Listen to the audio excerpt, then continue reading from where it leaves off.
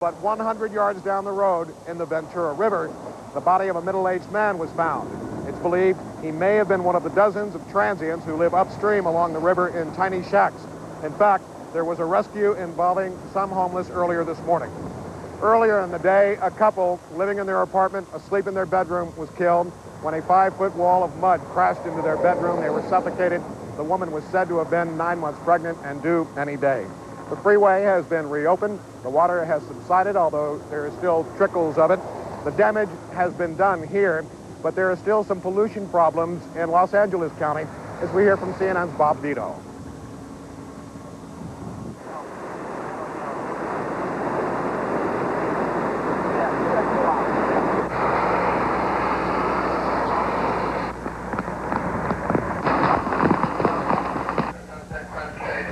I need a broom.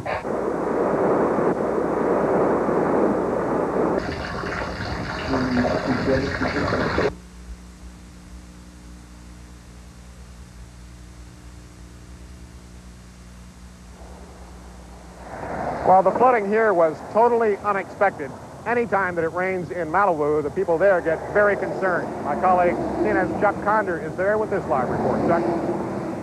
Well, the flash flood warnings are still in effect here in Malibu, and this river behind me is one of the reasons why. It's normally just a dry creek bed, but not today. Just this morning in quiet Las Flores Canyon, a wall of water and mud ripped through houses, virtually demolishing 3 homes, damaging a number of others. Residents had thought they were prepared with sandbag dikes, but the water was just too much for it. The rising waters overflowed, and they weren't enough. Everything just gushed in. All of a sudden, walls and everything just started coming. I mean, the river just knocked one line of sandbags down the second line, and there's just, I'd say maybe 10 feet from our house and everything else happening, and our whole back just constantly flooding in and out. Canyon roads throughout the area were closed by flooding and mudslides, including portions of Malibu's famous Pacific Coast Highway. The U.S. Weather Service says the brunt of the storm has passed through here and is now on its way to Riverside and San Diego counties. But Southern California is not the only part of the state to feel the brunt of this storm. And Don Knapp from CNN has more on that in Northern California. We apologize with all that water. We've had some technical difficulties with that report, and of course we'll continue updating information as it is appropriate. Back to you, Frank. Thanks, Catherine. In South America, meanwhile, in eastern Brazil, they also are waiting for the rain to subside. The cost already immense. 34 days of rain have left 60,000 people homeless there, at least 15 dead. Floodwaters have completely isolated more than 24 towns from the rest of the country. The Brazilian army is shuttling food and supplies to areas hit hardest. NASA has begun its search for a new director. Officials at the space agency tell CNN Richard Truly was fired from the director's job. Administration officials tell CNN Vice President Quayle removed Truly over policy disputes. Quayle chairs the National Space Council and oversees NASA. The White House insists, however, Truly was not fired. A written statement says he submitted his resignation. From the politics of space now to the science of space, signs of a black hole in the Milky Way galaxy. Researchers in the Canary Islands studying the unseen object say it is too large to be anything else. A black hole is a mass of extremely dense objects that prevents light from filtering through, but some skeptics say there is no physical evidence proving the black hole theory. And a little proof by prosecutors when they say John Gotti's method for climbing the mafia career ladder was murder. Gotti's trial on murder and racketeering charges opened today in New York. Opening statements, a prosecutor told the jury they will hear secretly recorded tapes in which the so-called Dapper Don virtually confesses to many crimes. The trial is expected to last 3 months. Dr. Jack Kevorkian reportedly gave long-distance advice on suicide to a California dentist suffering from cancer. Kevorkian has been charged with murder in the deaths of 2 Michigan women. A friend of the dentist told the Detroit Free Press that last March he helped his friend kill himself with a modified suicide machine based on information mailed by Kevorkian. Amid rising international pressure and rising fears of what the West might do, Libya is agreeing to cooperate with a French investigation into the downing of a French airliner over Africa in 1989, in which 171 people were killed. But Tripoli again declines to meet a UN demand to hand over suspects in the bombing of Pan Am Flight 103 over Lockerbie, Scotland, from back in 1988. Libya denies involvement in either incident. The widely prescribed drug AZT can slow the progress to full-blown AIDS, a new study suggests, but it does not appear to improve the overall survival rate of AIDS patients.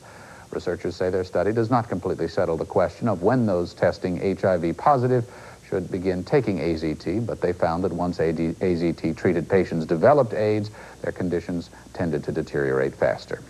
And scientists appear to have identified a gene that, when defective, causes deafness in children. Two separate teams of researchers report the finding, which could help find a cure for the inherited childhood deafness known as Waardenburg's syndrome. The results are published in tomorrow's issue of Nature. America's schools tell students they're all created equal. But a new study suggests schools aren't practicing what they preach and instead are guilty of a bias that's cheating girls out of their future and the United States out of half its talent. CNN's Deborah Potter has more. Can someone come up and point to a dot that we know cannot be Inglewood if Inglewood has to be on 3 train routes? Sean. It is said to be subtle, pervasive, and in large part unintentional. How do you think we could go about weighing this banana? What could we do? Aaron? According to a landmark study by the American Association of University Women, girls are being shortchanged by elementary and secondary schools. Simply put, girls are receiving an unequal education. Whether we look at textbooks, testing, or teaching, it's clear that gender bias in the classroom takes a toll on girls. It begins as early as kindergarten. The report says that sexual harassment of girls by boys is on the increase. And in the classroom, girls get far less attention than boys, and black girls get the least. Education is not a spectator sport. And when girls are watching boys in classroom interaction, they're losing ground. When girls come into school, they start ahead on test scores. When they leave, they're behind. The impact is felt most keenly in science, where the gender gap is growing. In math, girls' scores have improved, but most are still not choosing math-related careers. I think most people believe that math teachers and mathematicians and scientists are going to be men, and so if we're going to expect them to do that, we are going to help them to become that. Not all educators agree that gender bias exists.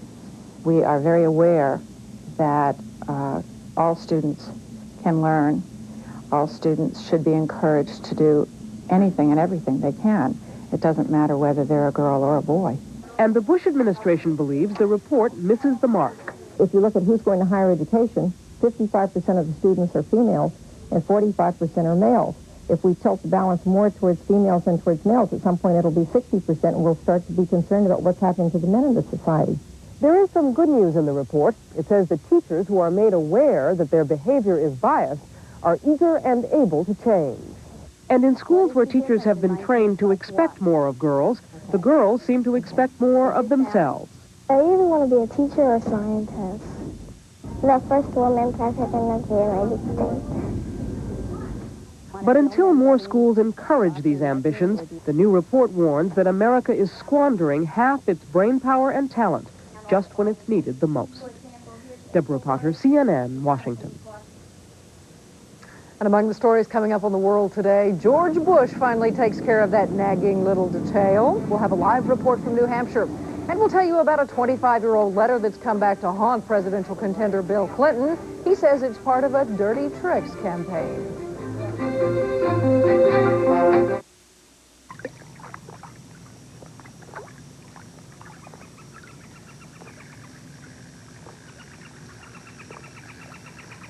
One of the cleanest sources of electricity we have. A source that doesn't burn anything and so doesn't pollute the air.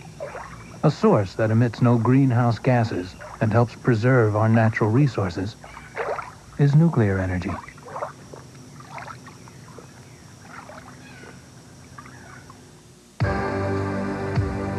It's all been thought out. All engineered. Precisely where you want it. So where would you put a cockpit like this? In a rocket, of course. Introducing Achieva by Oldsmobile. Never has so much thought gone into this much fun. Oldsmobile, the power of intelligent engineering. In a world no bigger than the sandbox, no deeper than the mud between toes, it's spray and wash that has gotten out the food, grease, and grass that little ones get into more than any other stain remover ever made. And that has given more mothers the quiet strength to send them back out into that little world to do it all over again. More than any other stain remover, spray and wash gets out what America gets into. There's constipation and there's constipation. Oh, yeah. When it's this bad, take it to the max. New Maximum Relief Formula X-Lax pills with 50% more X-Lax medicine for maximum relief. Oh, yeah. Take it to the max. On CNN tonight, House Ways and Means Chairman Dan Rostenkowski on Moneyline. Then, the president officially enters the race. Does he deserve 4 more years? In the crossfire. All tonight on CNN.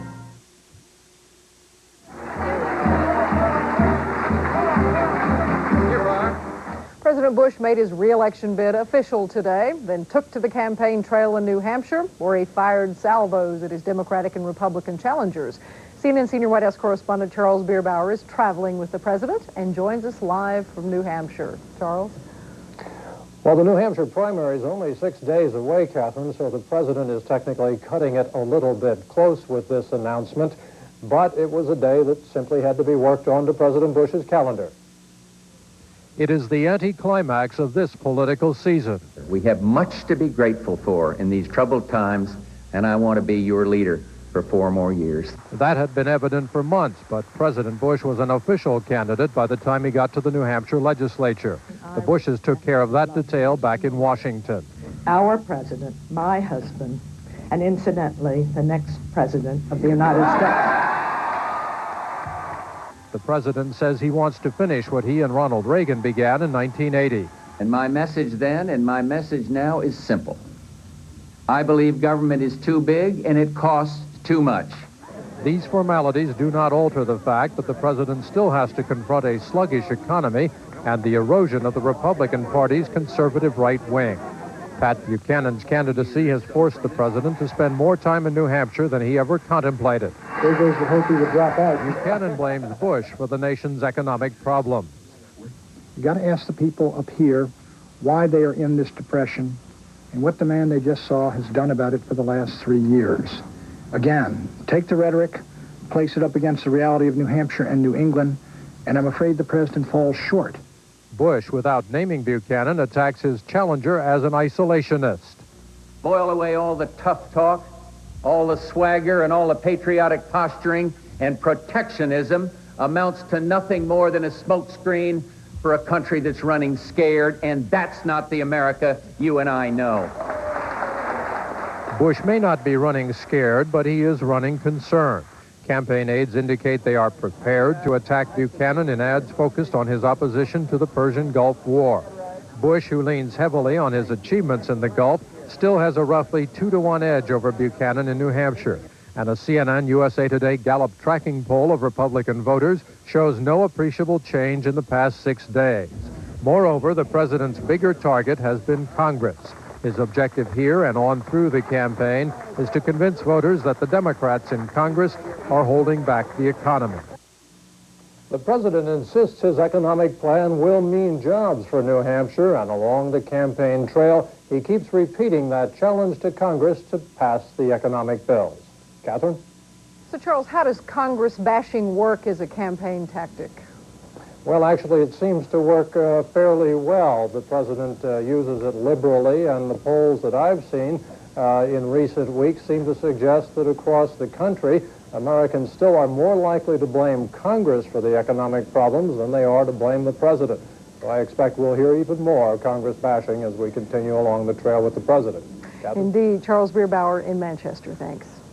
On the Democratic side, trouble for Bill Clinton. CNN, USA Today, and Gallup are tracking voter preferences in New Hampshire. The latest figures show Clinton, the former Democratic frontrunner, falling further behind the new frontrunner, Paul Tsongas. That's not Clinton's only problem. Questions about his lack of Vietnam military service are cropping up again, thanks to a letter he wrote 22 years ago. CNN's Gene Randall reports. Democratic presidential candidate Bill Clinton says he intends to fight like hell to get his campaign back on what he called the real issues. His reaction to the latest development in the controversy over his Vietnam-era history with the draft, a letter he wrote 22 years ago. Sent to the head of the ROTC program at the University of Arkansas, it explains why Clinton chose to pull out of the program when getting into ROTC was his half of the bargain to keep his student draft deferment. Word the letter would show up on Wednesday night's edition of Nightline on ABC prompted a Clinton effort to limit the potential for further damage to his presidential campaign. Part of the strategy, attacking the way the letter surfaced.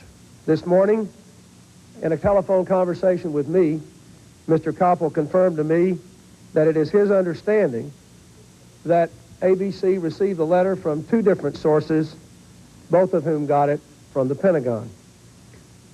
If this is true, the leak violates the Federal Privacy Act, and the fact that this leak apparently occurred just days before the New Hampshire primary can be no coincidence. In the letter, Clinton, on his decision against going into the University of Arkansas's ROTC program, quote, "After I signed the ROTC letter of intent, I began to wonder whether the compromise I had made with myself was not more objectionable than the draft would have been, because I had no interest in the ROTC program in itself, and all I seemed to have done was to protect myself from physical harm." Clinton also wrote of what he called his anguish and loss of self-regard and self-confidence over his student deferment. But earlier, in the three-page letter, Clinton condemned the draft system. Quote, "No government really rooted in limited parliamentary democracy should have the power to make its citizens fight and kill and die in a war they may oppose." He wrote, "One of my roommates is a draft resistor.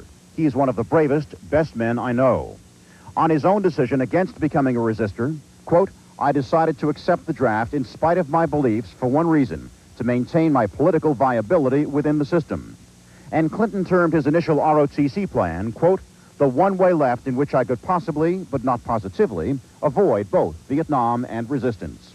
Bill Clinton, Wednesday morning, said it was easy to misread what he had written nearly a quarter century ago. I was bitterly opposed to the war. I wanted to follow the law. I wanted to do what I had to do. And what is clear here is that I gave up my deferment before I had any idea what the lottery number would be. In fact, Clinton's high lottery number kept him out of the draft. Clinton said his campaign would run the full three-page letter in a Manchester Union Leader newspaper ad on Thursday, and that he would trust the voters of New Hampshire to end what he called the road of dirty tricks. The Pentagon, meanwhile, says it's investigating the release of the letter, and the White House denies any involvement. Gene Randall, CNN, Manchester, New Hampshire. And when we come back, the politics of taxes. Real relief for the taxpayer, or just another play for votes? CompuServe is the world's largest network of people with personal computers. CompuServe can turn your computer into a limitless source of information and resources that will simplify your work and enrich your life. It combines the power of your computer with the convenience of your telephone to bring you hundreds of online services, like a reference library and international